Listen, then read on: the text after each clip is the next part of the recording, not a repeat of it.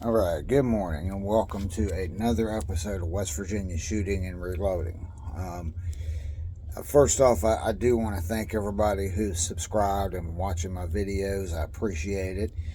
If you like my videos, make sure you hit like and subscribe. Tell your friends. You can also look us up on Facebook, West Virginia Shooting and Reloading. Our page has really grown there too. So I'm really trying to keep this channel focused on reloading, shooting, and all of these segments I've been doing recently is how to, right? So in my how to videos, I know there are advanced techniques, which we'll go into that later. I know there's advanced equipment. I know a lot of you veteran guys, just like myself, we have a lot of different things, but these how to segments, I'm just trying to do the basics. So we already covered manuals the other day. And then yesterday we covered full length sizing. So today we're covering case prep. Okay, so I went over, there's some different tools you can use. You got these little bits, a little handle and everything. And then also,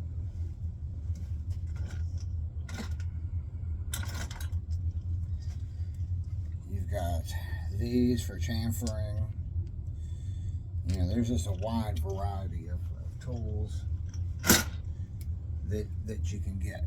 So anyway, what I do, so when I get back from the range, the first thing I do, I throw my brass in a tumbler, just let it tumble for an hour or so, just clean the dirt off of it so I'm not running that dirt up in my sizing die. Then once I size my brass, I throw it in the tumbler for a couple of hours to get all the lube off of it and do the final cleaning. Okay, I just tumble it in some corn cob or walnut, whatever I got on hand, really. Anyway, once I do all of that, I'll go through and I'll clean the primer pockets. Okay, now my pistol rounds, I don't really do all that. I don't worry about the pockets as much. My plinking stuff, I more or less throw that together. But my precision rounds, the stuff that I'm trying to stack on top of one another, I really take a little bit of extra care with those. So anyway, I got this little bit. It's on the end of my drill here. I think I got that from Midway or somewhere. So anyway, you see the primer pocket's all black and dirty, full of carbon or whatever. So I just take that, put this on my drill. And you see there, it's nice and clean, right? I'll do it again. Nice and clean. Now, get these little picks. If you can ever pick some of these up, I would highly recommend. There's a million uses for these things. Sometimes you'll get media stuck in your primer pocket. Now, I have tried to shoot around that still had that stuck in there and notice I get misfires. And what it is the flash isn't able to get to the powder. Okay, so you got to make sure you don't have anything stuck in there. So anyway, you take this little pick and push the media right out, no problem. Okay. Right, so here's another one. This one's already clean. Here's one. And you don't have to do this. A lot of people don't. Okay. A lot of people, they're not going to take the time to do this. I don't really know what difference it really makes, to clean them. But it definitely can't hurt. You think when you buy new brass, it's clean, right? So, it definitely can't hurt to have a good clean case to work with. And it just takes a second. It's not a big deal. And you're taking a little bit of extra pride in your work, So, all right. So now the next thing, once you have sized, once you've deprimed, you've tumbled, you've cleaned your primer pocket, The next thing you want to do is, and look, there's advanced techniques, yes, and there's shoulder bumping, and there's all these different things, but we're not going to go into that right now. We'll go into that stuff later, okay? The next step after we've tumbled, we've sized, we've deprimed, we've cleaned our primer pockets, we've done all of those things. The next step we want to do is we want to check our case length, okay? We're looking at 30-06, for example. You see here, 2.494. Now you want to look down here, so your max case length is 2.494, okay? Your trim length, case trim length is 2.484, okay? Now, a moment ago I measured out a couple cases, so that way I can show you here. Now, this is my old trimmer. Okay, it's old. Screw hole stripped out, so I had to put a Phillips screw in there. But this thing does the job. I've got some other trimmers, but this is the one I use. I like it. Okay, here's it's just a little cheap caliper. I've got a few better ones, but this is just the one that was handy. All right, so you're going to need your trimmer, you need a caliper. Depending on what kind of trimmer you use, you may need an Allen wrench. With this one, you do, okay? And of course, your cases. Now, what we're going to do, okay, I'm going to zero out our caliper. Well,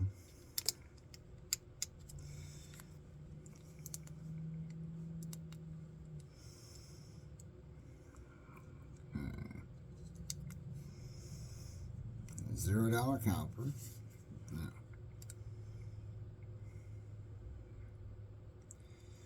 this one is just under 2.5. It's like about 2.497 or so.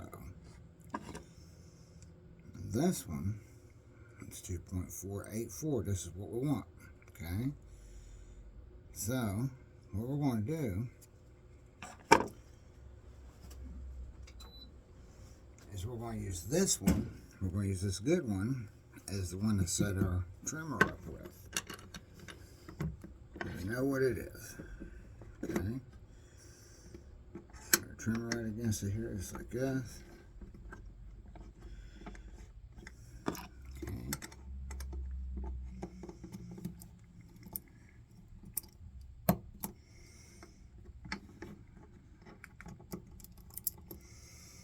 Tighten everything up. Put our case in, the one that needed trim. Give it a couple turns.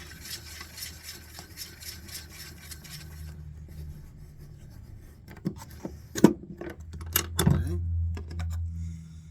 Let's see where we're at. And there we go. We're down to 2.48. Where we wanted to be. Alright, now, the next thing we got to do, you'll see once you trim, you'll have that little excess or whatever, okay, scrap, whatever you want to call it.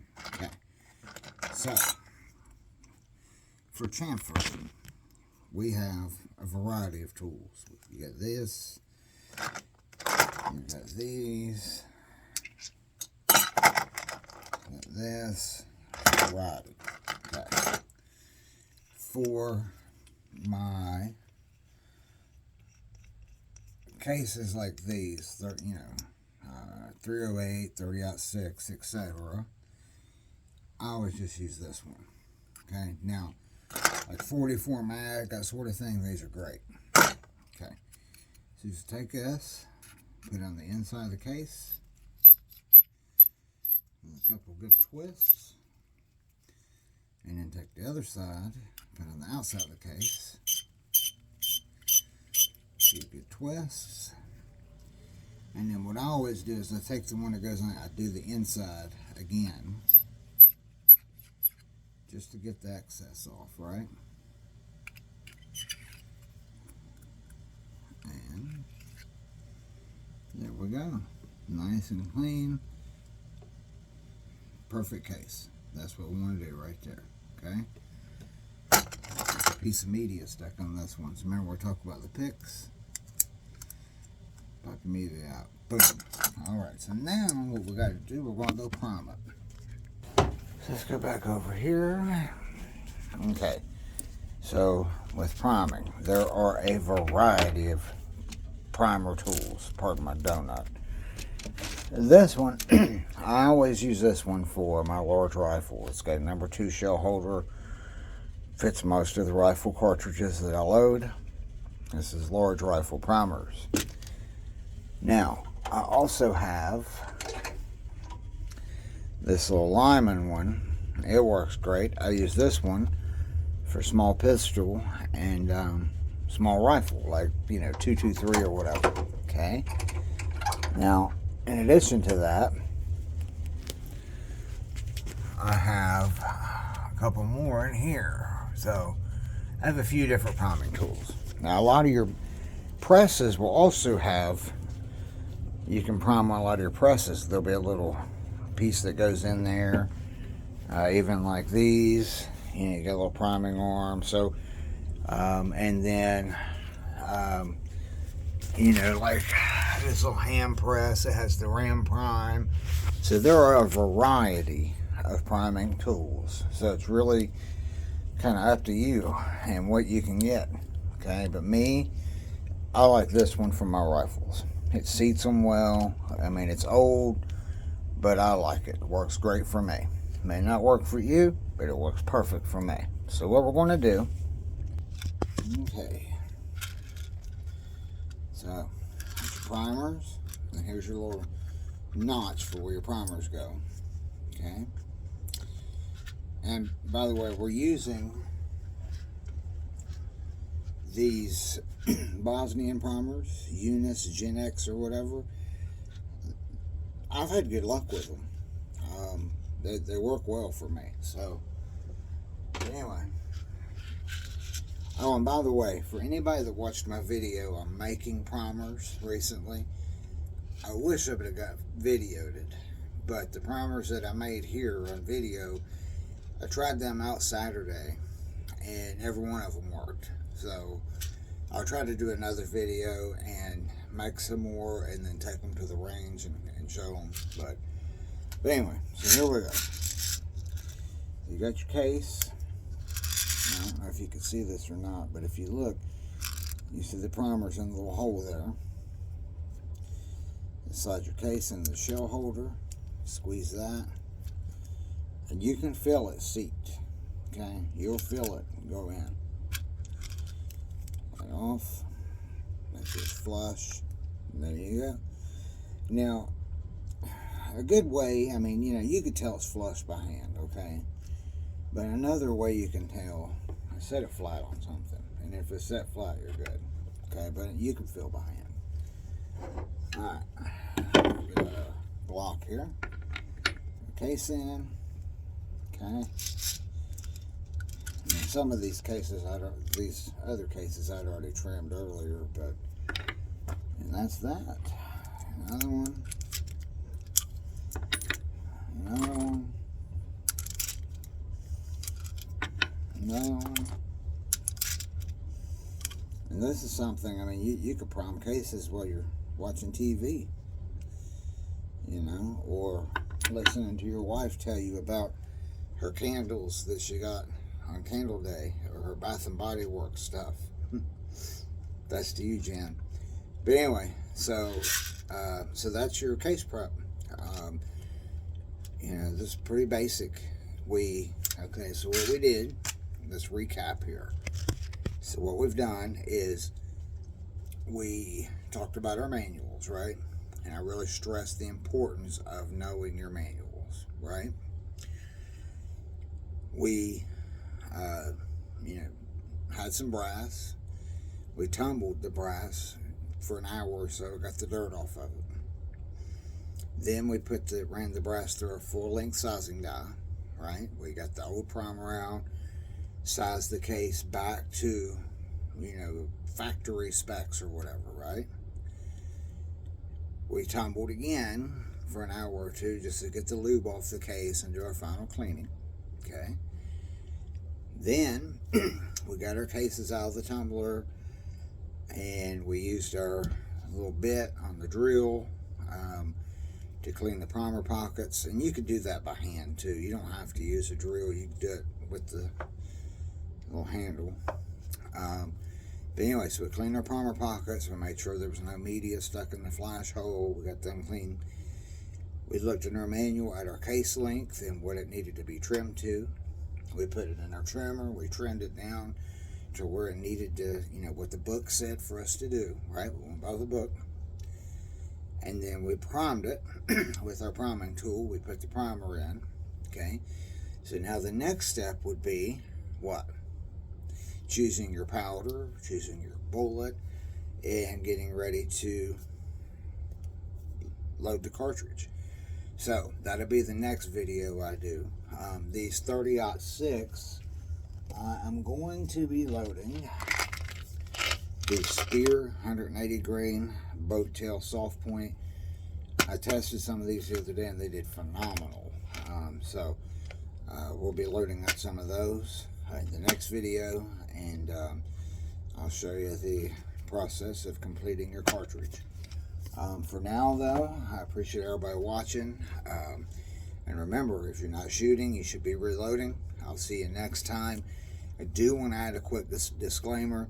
If you're going to reload, you need to learn what you're doing, okay?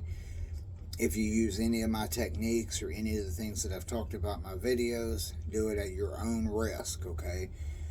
I can control what I do, but, what you do is out of my hands. So, if you do anything that I'm doing, do it at your own risk. Always make sure you compare to your manuals, and, have fun. So, again, thanks so much for watching. You guys have a great day, and I'll see you next time.